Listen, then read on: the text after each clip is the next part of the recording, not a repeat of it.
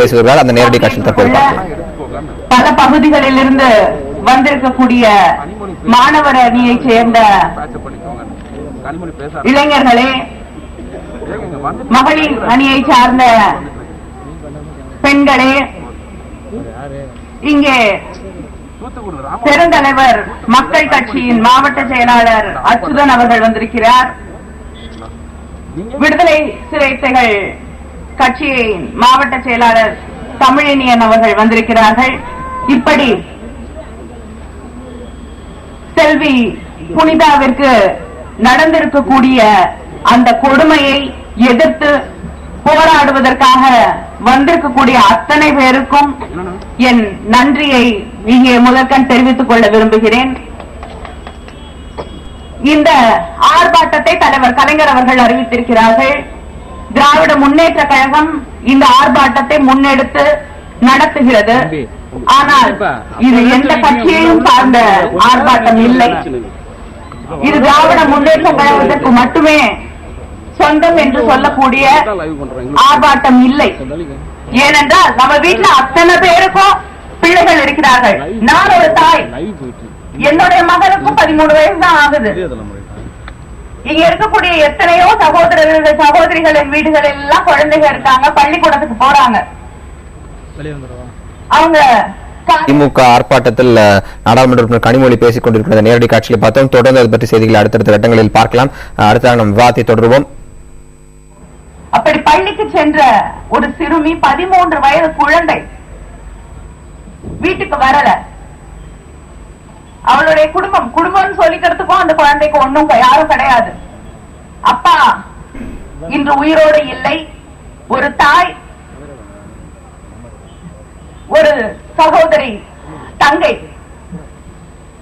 தந்தையை இழந்து விட்டு அந்த தாயும் மகளும் தன் தாத்தாவின் வீட்டிலே வந்து அடைக்கலம் புகுந்திருக்கிறார்கள். அந்த குழந்தை நாசரத்திலே இருக்கக்கூடிய பள்ளிக்கு செல்வதற்காக தன் கிராமத்தில் இருந்து நடந்து வந்து அந்த பள்ளிக்கு செல்ல வேண்டும். மிக எளிய ஏழ்மையான ஒரு குடும்பத்தை சார்ந்த பெண். அந்த புனிதா காலையில பள்ளிக்கூடம் போறேன்னு கிளம்பி போன பெண் வீடு வரவில்லை. தேடி பார்க்கிறார்கள். ஒரு புதரிலே அவள் கொலை செய்யப்பட்டு கிடக்கிறாள். வன்கொடுமைக்கு ஆளாக்கப்பட்டு அந்த தாயின் மனது எப்படி இருக்கும் என்று நீங்கள் ஒரு நிமிடம் சிந்தித்து பார்க்க வேண்டும். அவளுக்கு உலகத்திலே ஒட்டு உறவு என்று அந்த மகளை தவிர வேறு எதுவும் கிடையாது. அவள்தான் அவளது எதிர்காலம், அவள்தான் அவளது கனவு. அந்த குழந்தை திரும்பி வரல. எத்தனை நம்பிக்கைகளோடு, எத்தனை கனவுகளோடு அந்த குழந்தை படிக்க போயிருக்கோம் அப்படிங்கறத நம்ம யோசிச்சு பார்க்கணும். தன் குடும்பத்தை காப்பாற்ற வேண்டும், தன் தாயை நல்லபடியா வச்சுக்கணும். இப்படி அந்த பெண் 1000 கனவுகளோடு பள்ளிக்கு சென்றிருப்பாள். அந்த குழந்தை வீட்டுக்கு திருப்பி வரல. யாரோ ஒருவன் அந்த பெண்ணை, என் வாயில கற்பழிப்பு என்ற அந்த வார்த்தை கூட வரவில்லை. ஏன்னா அந்த வயசு கூட அந்த பொண்ணுக்கு இல்ல.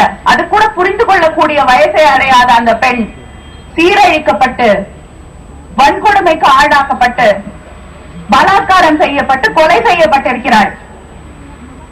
ஆனா தமிழ்நாட்டுல தமிழக அரசு அதை பற்றி எந்த அளவுக்கும் பெருசா கவலைப்பட்டதாக நமக்கு தெரியல.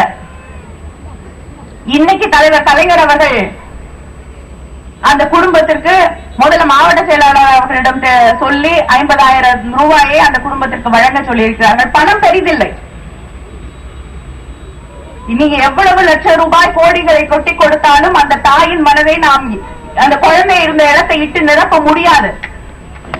ஆனால் தலைவர் கலைஞர் அவர்கள் இன்று அந்த அடுத்த குழந்தைக்காவது, ஏன்னா இன்னைக்கு அந்த தாயை போய் பார்த்த பொழுது அந்த தாய்க்கு ஒண்ணுமே புரியல, என்ன நடக்குதுன்னே தெரியல,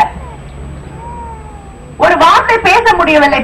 அந்த பாட்டி என் கிளியை திரும்பி கொண்டு வந்து தாருங்கள், என் கிளியை திரும்ப கொண்டு வந்து தாருங்கள் என்று கண்ணீர் விட்டு அழுகிறார். அவங்களுக்கு என்ன பதில் சொல்ல முடியும்? நம்ம அந்த குழந்தையை திருப்பி கொண்டு வந்து தர முடியுமா?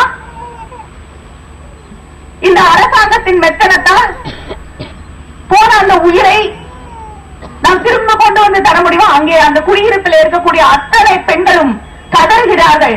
ஒரு நியாயம் கிடைக்க வேண்டும், அந்த மரணத்திற்கு அந்த கொலைக்கு ஒரு நியாயம் கிடைக்க வேண்டும் என்பதுதான் அவர்கள் கோரிக்கையாக இருக்கிறது. அந்த பாட்டியின் கோரிக்கையாக கூட அதுதான் இருக்கு. ஒரு நியாயம் கிடைக்க வேண்டும், அந்த நியாயம் கிடைக்க வேண்டும் என்பதற்காகத்தான் இந்த ஆர்ப்பாட்டம். இன்னும் நிறைய சந்தேகங்கள் இருக்கு. சுப்பையா என்ற ஒருவரை கைது செய்து கொண்டு வந்திருக்கிறார்கள். உண்மையான குற்றவாளி அவர்தானா இல்லையான்னு கூட தெரியல. ஒருவர்தானா குற்றவாளி என்று கூட தெரியவில்லை. ஆனா எந்த பதிலும் இல்லை இன்னைக்கு வரைக்கும்.